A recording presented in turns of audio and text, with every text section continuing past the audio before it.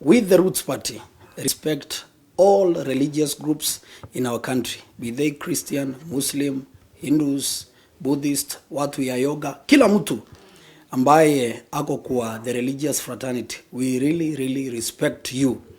Sababu tunajua ile kazi mingi sana mmefanya ya kusaidia hii nchi yetu. From building schools, hospitals, the church has played a critical role also in shaping the destiny of this country.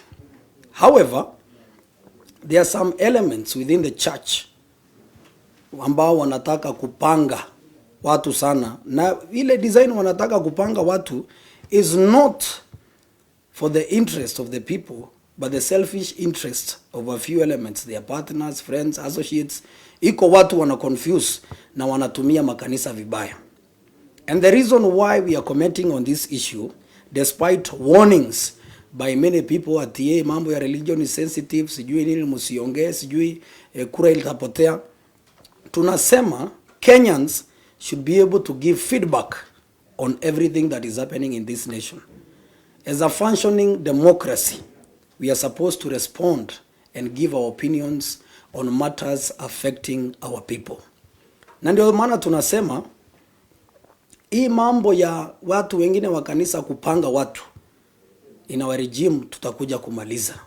Because, and the reason why we are saying this, there is no way wewe umekaa hapo kama bishop ama mtu fulani, you want to give feedback kwa mambo ya dunia, na sisi utaki tuongelelee tukupatie feedback ile mambo muhimu ambayo unafaa kufocus nayo, ambayo ni mambo ya watu kwenda binguni. And we are saying in our regime, the church will fully focus na mambo ya kwenda binguni. But mambo ya kwenda binguni ikipangwa, kuko na mambo ya dunia ya venye watu wanaishi. We have problems here in our country that need to be solved. And part of the solutions are uncomfortable things to a sections of people who feel they are holier than thou, or who feel that hao ndio wanaweza advise sana mambo mingi ile watu wanapanga. I would like to tell you that what Professor Wanjakhoya and Justina Wamai are talking about is industrial hemp cultivation. Industrial hemp inatumika kwa mambo mingi, medicinal, inatumika kutengeneza ni raw materials, inatumika kwa mambo mingi. Mambo ya uvutaji wa bangi, we have our laws here in Kenya that come into play na mambo ya uvutaji na uuzaji wa bangi. And as I said before, it doesn't matter whether Professor Wanjakhoya becomes president or not. Watu bado wataendelea kuvuta bangi kwa nchi. So we want to tell those religious leaders who want to comment on this matter, tafadhali fanyeni research kidogo. Research, fanya science, because we also know that when sometimes you fall sick, you go to hospital, mnadungwa sindano ya malaria, sijui ya nini, ya hii ni dawa. Hiyo dawa inatengenezwa na scientist. Maprofesa wanakaa mahali, wanapanga, wanasema tutaua hii virus ama bacteria hivi.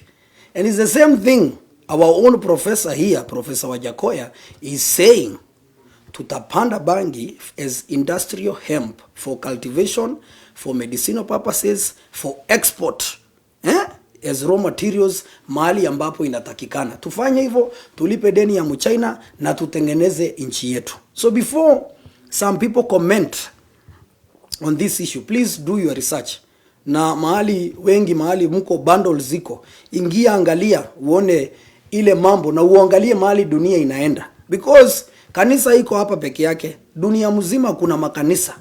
Na zile nchi ambazo zinafanya ile kitu tunasema tutaintroduce kwa hii nchi, zinafanyika huko. Hujasikia makanisa huko ikisema mambo mingi nini, sababu wanaelewa. They have understood where their nation is going. They have understood the problems of their people. And they have understood that sometimes the solutions to the problems of the people lazima ifanywe na madoido ingine that will make some people uncomfortable. Na ndio tunasema mambo ya maziwa na asali ni ya baadaye.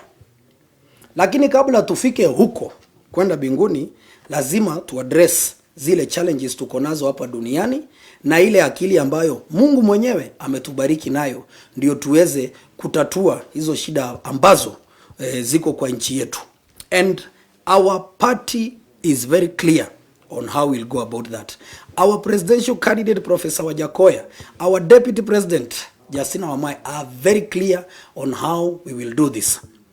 Na ndio tunasema, if people continue with this irresponsible outburst, which are clearly not based on any research, which are clearly not based on any knowledge on what we are advocating for in this country, then probably in future, we should consider introducing the pulpit feedback amendment in our religious laws.